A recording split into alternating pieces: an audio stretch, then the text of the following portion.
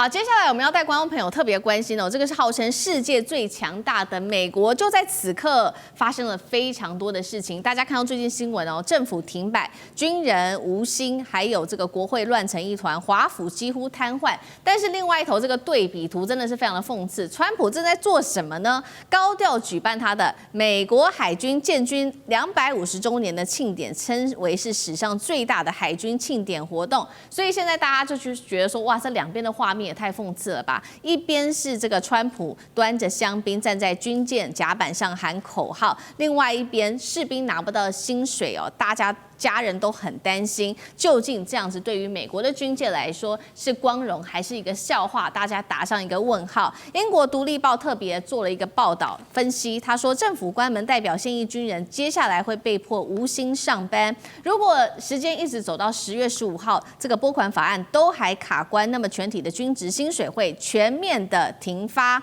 川普这时候大搞这个宣传秀，美国霸权是否已经危险了？委员怎么看？百足之虫，死而不僵。美国人呢，家底厚了一些，所以即使川普这样胡搞瞎搞，但是海军的战力没有太大的问题啊。现在他搞这个海军节庆祝啊，就是尽管现在状况啊乱七八糟，但是有节日还是要庆祝。何况这个可以彰显他的威风，他当总统需要这种威风凛凛的镜头来彰显他的权威啊。那至于薪水啊，美国的这个海军是叫做属于强制上班那一部分，也就是说，尽管这个薪水停发，还是要上班，不过他以后会被弥补的啊，他也不会被开除。可是现在美国有文职人员大概有75万，人心惶惶，因为他们可能就回不来，不能来上班，而且现在并没有无薪假，也就是不再发了。这个是一个美国现在的乱局，但是川普很成功的把这个问题推给民主党，变成民主党的过错。好，现在变民主党的过错了，杨老师又怎么看？从1982年到现在，其实美国政府关门了大概15次吧。但是关门最长的时间，也就是在川普的第一任，35天。那之后呢，这一些至少像军队啊，部分这些强制服役的上班的人，他还是会拿回他的薪水。那这次这个政府关门会关多久，我们不知道。看起来大概至少1个礼拜以上跑不掉。可是呢，另外一方面，川普还宣布了，他现在看到美国的农人的辛苦，所以他觉得他收了3000亿，今年上半年3000亿美元的关税，他要把其中的2000亿发给所有的美国人。我现在不知道有没有一些条件。那他说至少希望美国人大部分可以拿到一个人2000美元，用这种方式可是呢，货架上的东西越来越贵了，大家的薪水越来越薄了，然后可是呢，工作呢也越来越少了，因为大家不敢多聘人，所以他把美国的经济走向了一个困境，把美国的军事带向一个新的不知道的方向。但是呢，他用这种发钱的方式、办舞会的方式，我觉得这个川普上来的这个未来其实是充满了各种挑战。好，谢谢杨老师。那等一下同一个问题，我们也会请教这个小县长。那另外一方面，我们也会来看一下这个武器的部分，因为在这个时候，大陆有传出一个比较惊人在军事上面的消息，就是他们的首艘的004型的核动力航舰也正式的动工了。现在呢，外媒怎么形容它？说它叫做红色巨兽航母，排水量11万吨，对标的是美国的福特级，代表大陆的海军迈向蓝水战略的历史性时刻。几个它重要的特点包括：第一个，它是龙威核反应炉，可以无限航程来行驶；第二个，电磁弹射器、舰载机都出击了，这个效率是倍增的；第三个，它的舰载机有超过90架，包括了上面可以放歼15T， 还有歼35、空警600，还有全新的指挥系统跟卫星、无人机、海上预警都可以做联动，代表美国的海军未来直接走向一个比较远程的远洋的作战力嘛。两个问题请教吕舰长。其实如果说我们从现在这样看法，其实还不够，有这个纵深啊。我们应该要把歼50也算进去，因为歼50其实它的一开始的设计其实就是一个舰载机的设计啊。那我们对比这个中国大陆，其实我们看现在这个fight 的这个川普到底在干嘛？他在庆祝海军成立250周年啊。其实这大傻逼啊！为什么？因为其实他虽然发射的是标准2型飞弹啊，相对来讲比较便宜，可是一枚也是100万美元左右啊。那他这一共发射了几枚？1、2、3、4、5枚啊！你看看这个就是500万美元，就这样子花了。那他还在这一个布希号上面看这个 F-35落舰啊。那其实这个也就是我们讲到啊，如果你的总统是这种军盲级的，那很可怕。为什么？因为他觉得他自己都懂，然后但是军事的变化已经跟以前不一样了。那其实他还看了别的啊，例如说他看到这一个这个这个海鹰直升机上面，它直接有特战的部队的人员下来，其实这都是平常就在练的，所以他觉得很过瘾。其实这很平常的部分啊。那我讲他军盲级的，绝对不是随便乱讲的。那也就是我们看到啊，他讲说把 F-35装成双引擎就变成 F-55啊，结果大家全部都傻眼，有这件事吗？其实没有。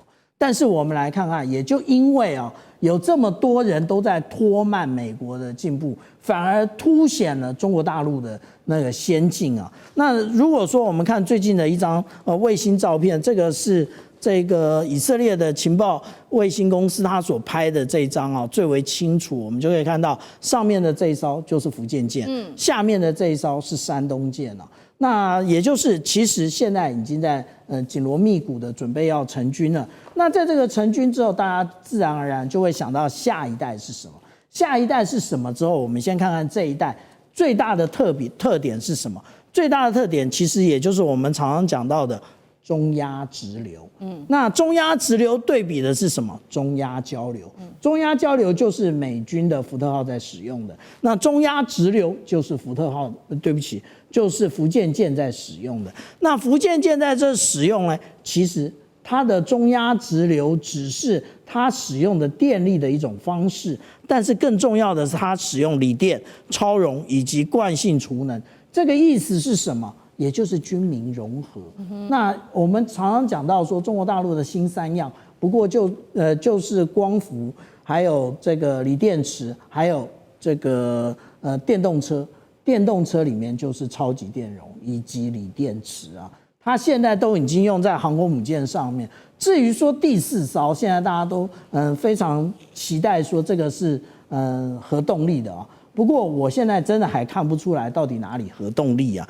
那我们这样讲，其实这个应该是我个人最早引起的话题啊。我在今年的1月14号我就讲了这件事，我就来看到了大连造船厂，它其实已经开始开工了。那我也在抖音上面有相关的内容啊。但是其实这里最大的跟福建舰的不同，应该是我们讲到说这一个位置啊。